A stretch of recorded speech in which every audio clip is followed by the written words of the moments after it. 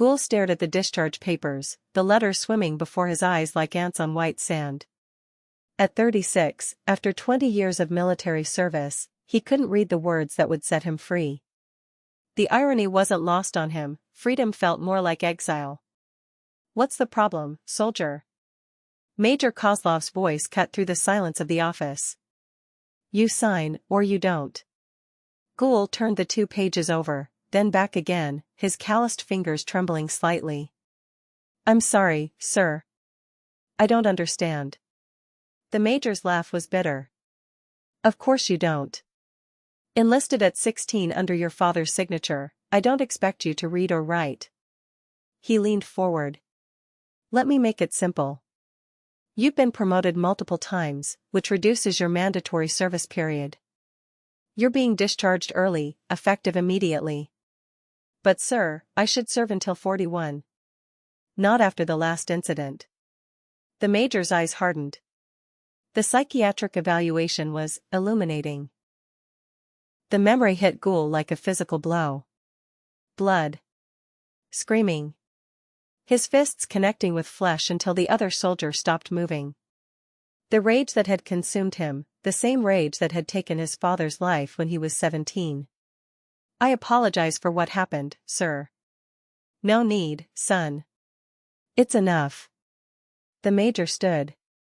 "Go home.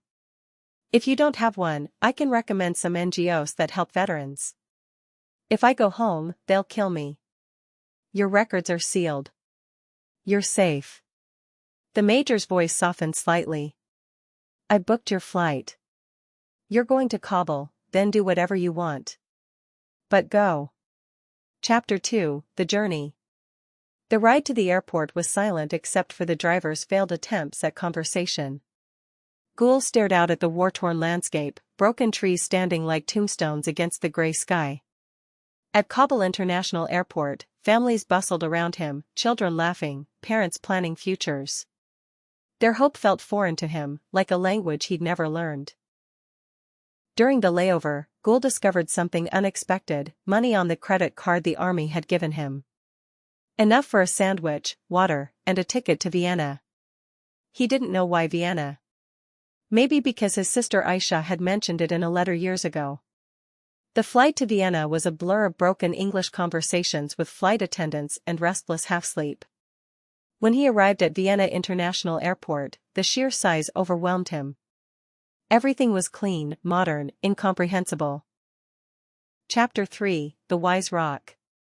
After wandering the streets for hours, Gull found himself in a park near an ornate building.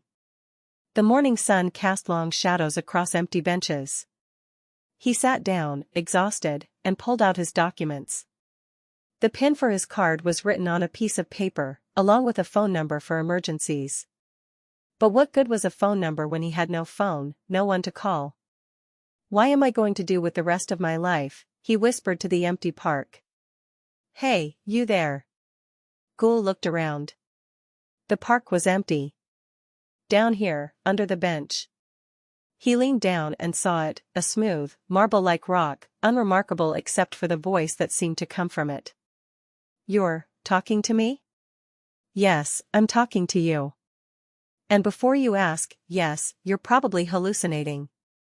But does that make this conversation less valuable?" Gull stared at the rock.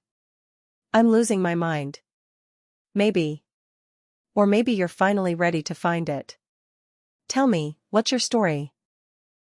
Something about the rock's matter-of-fact tone made Gull continue. "I enlisted at 16. Killed my father at 17. 20 years in the army, and after I nearly beat a man to death, they discharged me. Now I'm in Vienna, don't know where my sister lives, can't read the language, and I'm talking to a rock. That's quite a journey. And you're here because—" "I don't know. Maybe to find my sister. Maybe to—" Gull's hand unconsciously moved to the knife hidden beneath his jacket. "Ah, I see. You're thinking about a permanent solution to a temporary problem. You sound like a movie. Adrian Brody, Detachment. Good film. But here's the thing, after you die, you can't change anything. Right now, you still can. Chapter 4, The Search. The Rock's logic was simple but profound. Gull had his sister's workplace information somewhere in his memory. She worked for an Austrian bank, the Raiffeisen Bank on Margaretenstrasse.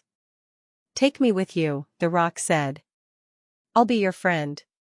Gull looked down at the Rock, then carefully placed it in his backpack. It felt less like madness and more like companionship. At that moment, he noticed the blood. His old wound had reopened, staining his shirt. The Rock was right, he needed help. "Entschuldigung, taxi!" Gull called out, raising his bloodied arm. The taxi driver, a middle-aged man with kind eyes, immediately noticed the blood. "Krankenhaus? Hospital? Mean. I need, mean Schwester. My sister. Margaretenstrasse 150. The driver's broken English mixed with German. "ACH, you are hurt. But okay, I help you find sister. What is name?" "Aisha. Aisha Nazan." Chapter 5, Reunion. The familiar voice crackled through the intercom speaker. "Hello? Aisha, it's Gull." Silence. Then, "Gull? Mein Gott, you're here? In Vienna?" "Yes. I need help." "Come up. Second floor, apartment 28. When Aisha opened the door and saw her brother, bloodied, hollow-eyed, carrying a backpack like a refugee, she didn't hesitate. "Mein Gott, what happened to you?" Her English was accented but clear. "I left the army. Had nowhere else to go." She paid the taxi driver, who refused to take the full fare. "For family," he said simply. "For family." Aisha's husband, Klaus, arrived within minutes. "We take you to hospital, ja? No questions, no problems with insurance. We help." Chapter 6, Professional Help. At the Vienna General Hospital, Gull was surprised to be seen immediately. The medical staff, despite the language barrier, treated him with unexpected kindness. Dr. Petrov, the psychiatrist, was a Russian-speaking professional who specialized in treating refugees and veterans. "How are you feeling, Mr. Nazan?" "I've been having hallucinations. I talked to a rock in the park." "What kind of conversation did you have?" "The rock, it helped me. Reminded me how to contact my sister, convinced me to seek help instead of." Gull's voice trailed off. "Instead of hurting yourself?" "Yes." Dr. Petrov made notes. "How much sleep have you had in the past 72 hours? "Maybe an hour." "On the plane." "I see. Sometimes, severe sleep deprivation can cause helpful hallucinations, your subconscious mind creating a voice of reason when you most need it. It's not uncommon in cases of extreme stress. After a brain scan ruled out any physical injuries, Dr. Petrov delivered his assessment. "Mr. Nazan, you're suffering from post-traumatic stress disorder, complicated by severe sleep deprivation. The wise rock isn't a sign of madness, it's your mind's way of protecting you, giving you the guidance you needed to seek help." Chapter 7, The Path Forward. As Gull recovered in the hospital bed, Aisha sat beside him. "The doctor says you'll be okay," she said softly. "No brain damage, no permanent harm. But you need rest, and you need to talk to someone about what you've been through. I don't want to be a burden." "You're not a burden. You're my brother. And you're alive, that's what matters." Dr. Petrov returned with a treatment plan. "We'll start with sleep therapy and trauma counseling. There are programs here in Vienna for veterans, regardless of which army they served in. You have options, Mr. Nazan." "What kind of options?" "Job training, language classes, housing assistance." The rock was right. There are solutions to every problem except death. And you chose life.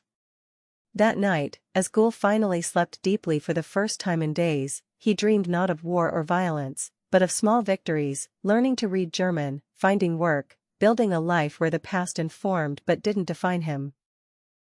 6 months later. Gull still carried the rock in his backpack, though it hadn't spoken to him since that first day. He didn't need it to anymore. Working at a construction site, his military discipline and physical strength were valued. His German was improving, and Dr. Petrov's weekly sessions had helped him understand that his anger came from pain, not evil. "The rock taught me something important," he told Dr. Petrov during one session. "Sometimes the wisdom we need is already inside us, we just need the right moment to listen." In Vienna, a city of classical music and careful rebuilding, Gull learned that healing wasn't about forgetting the past, but about choosing what to do with the present.